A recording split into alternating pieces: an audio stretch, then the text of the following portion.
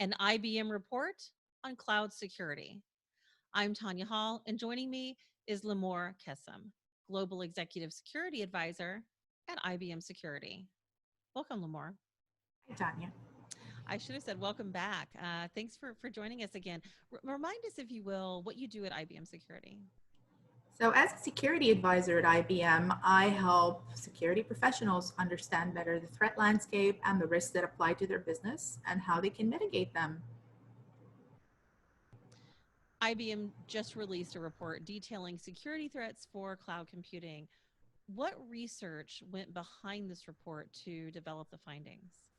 I actually really like this report because it has two sources that are different and equally interesting. One is from the Institute for Business Value, the IBM IBV.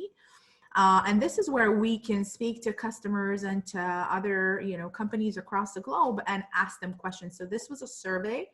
And then we also had X-Force Iris, which is our incident response and intelligence services team, where we actually took data from incidents that we responded to. So that both are very real world and very interesting to me. And this is where the data for the report came from.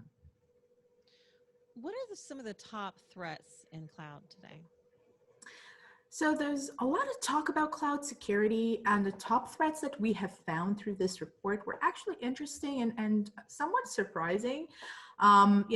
I thought I would see a lot more about attacks and stuff coming from external adversaries, but what we saw is that complexity and shadow IT are the top issues that companies are grappling with at this time.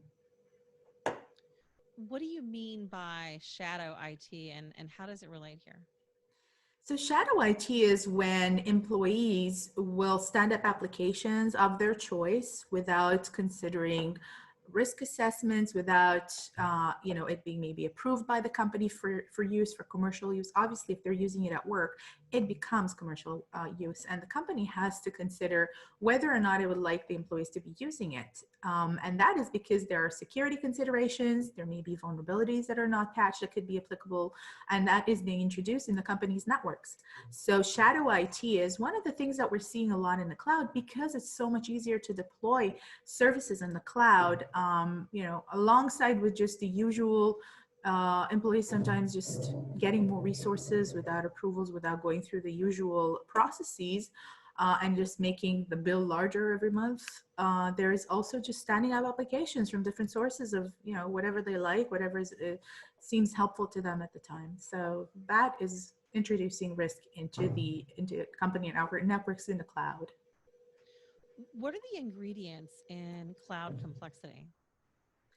Cloud complexity has two faces, I would say.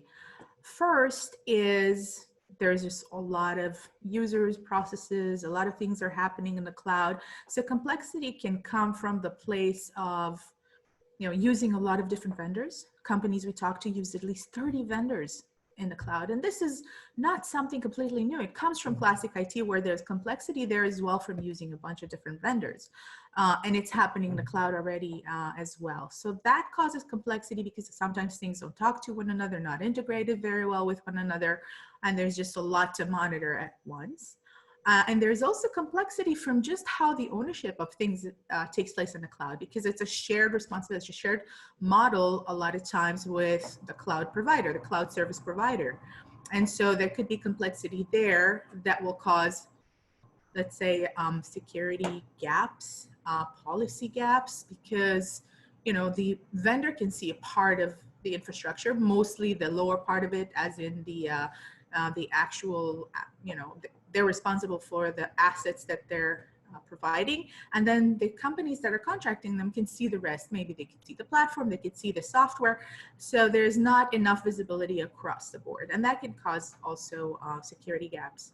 So that's the other face of complexity.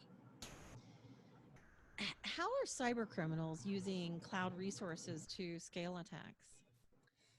They're using them in legitimate ways to do illegitimate things most of the time. So if they're looking to scale attacks, they're just using them for scale. They're using the cloud for scale. What they can do at that point is enjoy the fact that they can turn services on and off very quickly. They can set up infrastructure really fast and, kind of pay by the second, then make it disappear, which is very lucrative to cyber criminals because they want to first of all appear like they're coming from different places in the world, and then also wipe their traces really quickly after an attack. Also the scale. I mean, if they want to have a better DDoS attack, or if they want to be able to deploy a lot more different attacks at the same time, they have that flexibility in the cloud. So this is one way that they're able to scale attacks and amplify them through the cloud. Related to complexity, who owns security in the cloud? Are vulnerabilities the result of lack of visibility or misunderstandings there? So who owns security in the cloud is a complex question because it really depends on the cloud model. Nowadays, we're looking at multi-cloud environments. They're hybrid clouds. Some of them are on-premise, some of them are, maybe a public cloud, some of them are private cloud, and so forth. And so it really depends, if we're looking at the scenario of a public cloud, which is where ownership gets, more complicated, is, the security also is kind of divided as well in that part. So if the provider, and providers could be offering, different things. They could be doing infrastructure, they can be doing platform, and they could be doing software as a service, or all three.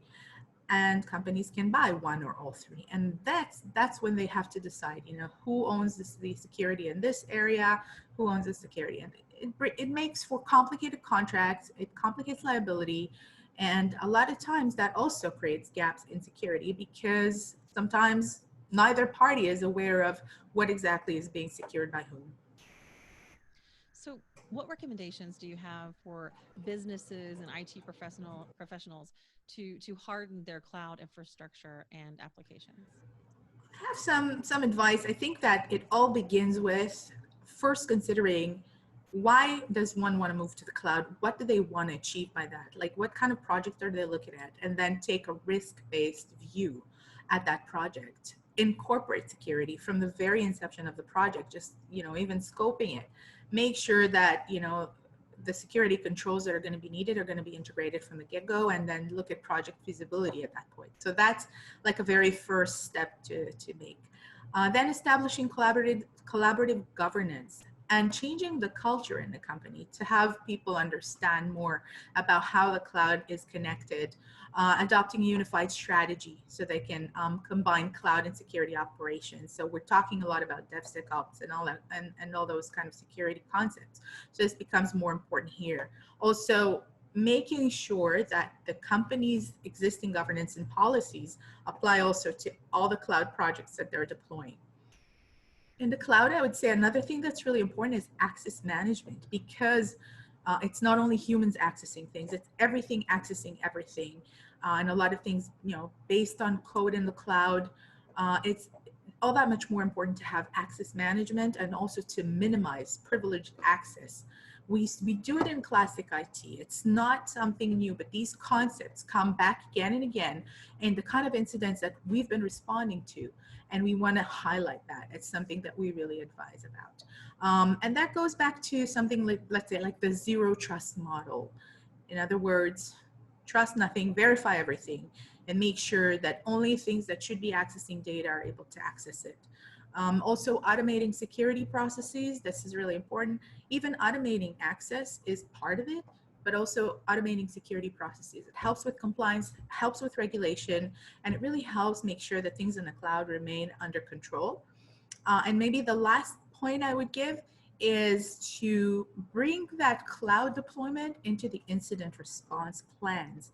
Rehearse the scenarios of an attack that could affect the cloud services the company is using, and make sure that the team that's responsible for incident response is able to know what to do in case that this is the place where they get hit. Limor Kessem, Global Executive Security Advisor, IBM Security. If somebody wants to connect with you, Limor, thanks for joining us, by the way. If somebody wants to connect with you, what's the best way they can do that? I would say one good way is LinkedIn. Just look me up, Limor Kessem. It's pretty easy. I think I'm one of the only ones. And I'm also on Twitter, where I have a security feed, and that would be at iCyberFighter. I love it. I love that Twitter. Thanks again, Limor. Thank you. And find more of my interviews right here, or go to tonyahall.net. Thanks for watching.